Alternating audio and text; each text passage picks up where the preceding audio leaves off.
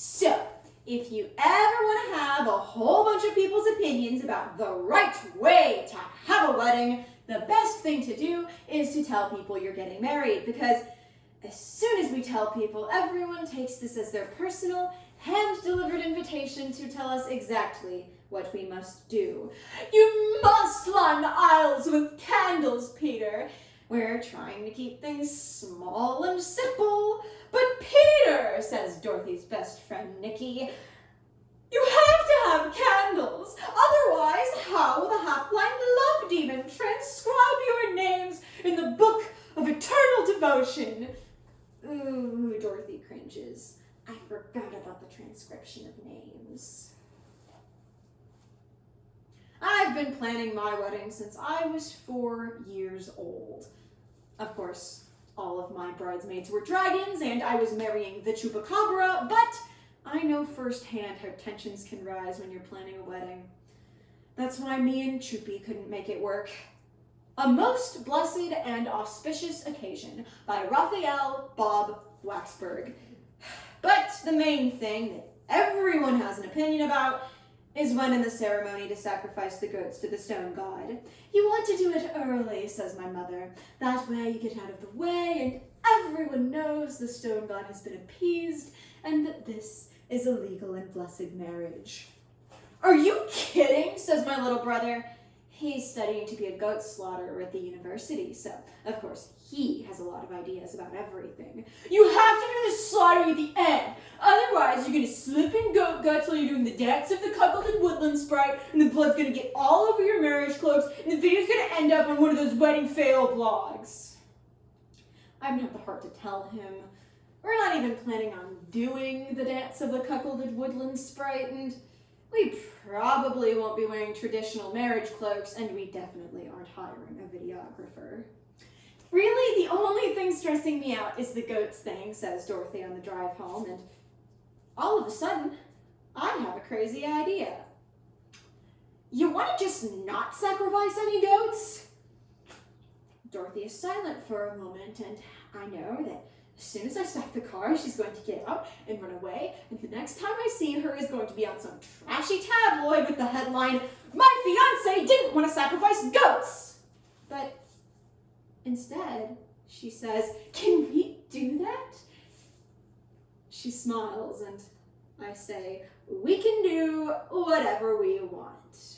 But doing whatever we want turns out to be a real headache when we're applying for our marriage license. "How many goats will you sacrifice to the stone gods?" asks the woman at window 5. "We're not going to sacrifice any goats to the stone god," I tell her. "So just like 5 then?" "No," Dorothy says. 0. "I don't understand," says the woman. "You mean like 1 or 2? The stone god is not going to like getting so few goats." "No, not 1 or 2. 0. We are sacrificing 0 goats to the stone god." "There's not an option on the form for 0, so I'm just going to put you down for 5. Of course, my little brother is heartbroken.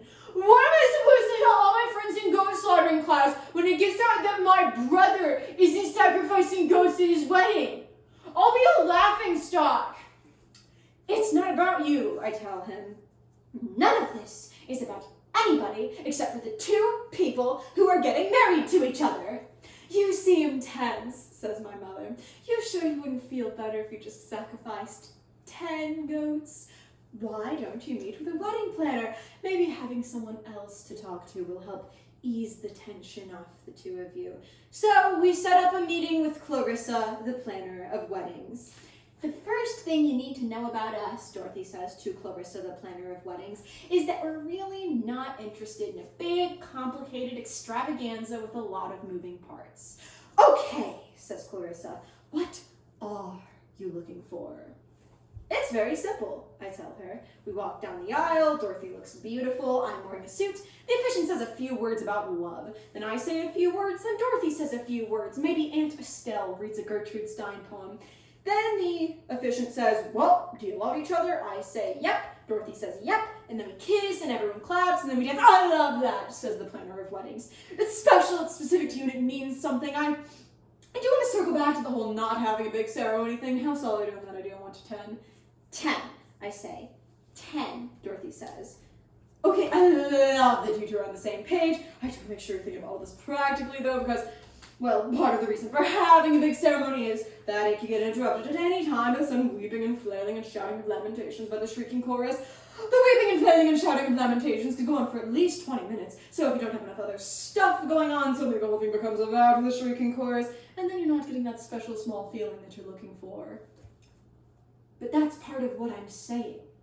We're not going to have a shrieking chorus. Dorothy spins like a lighthouse and shines directly at me. Wait, are we really not having a shrieking chorus? That's half the fun of the wedding, says Nikki, who is also here for some reason. It is not half the fun.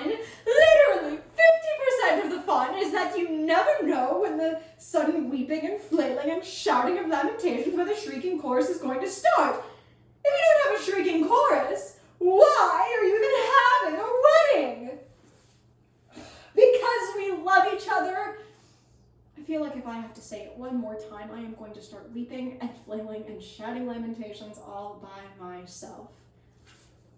I guess it never occurred to me that we wouldn't even have a small shrieking chorus, Dorothy says. I mean, it doesn't really feel like a wedding without one.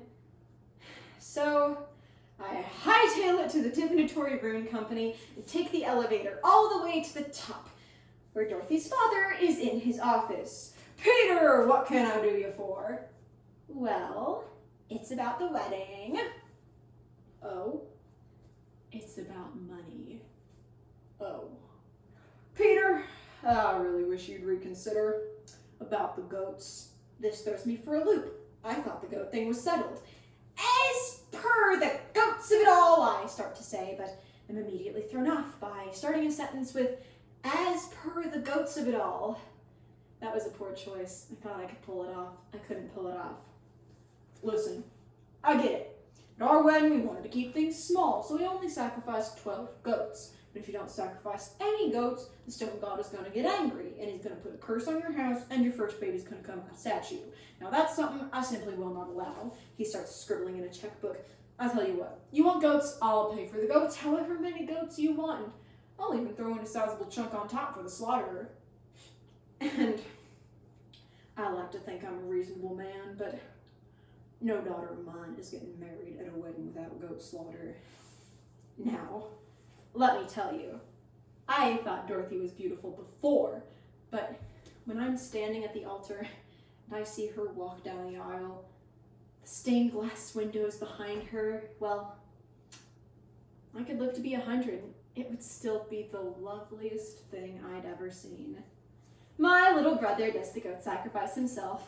We settle on 50, and it goes off without a hitch, except for a half hour later, during Aunt Estelle's reading of the Gertrude Stein poem, it turns out one of the goats didn't all the way die, and it bucks off the altar and scrambles up and down the aisle, shooting blood everywhere. My brother tries to tackle it, and of course, this sets off one of the guys in the shrieking chorus. He starts weeping and flailing and shouting lamentations, and the guy next to him starts weeping and flailing and shouting lamentations, and before you know it, all 12 of them are climbing over the pews, weeping and flailing and shouting lamentations.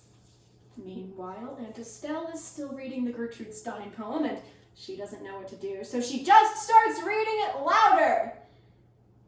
My mother leans in and whispers, "For God's sake, will you go help your brother?"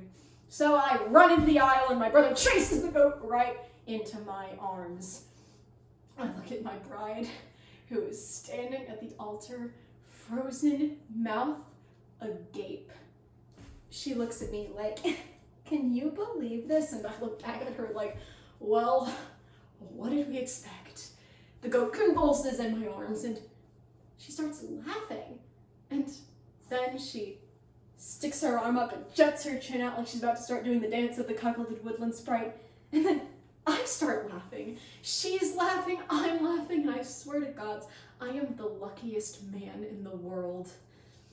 I look at her lit by fire, caked in blood, scored by the shrieking of the chorus and the wailing of a dying goat.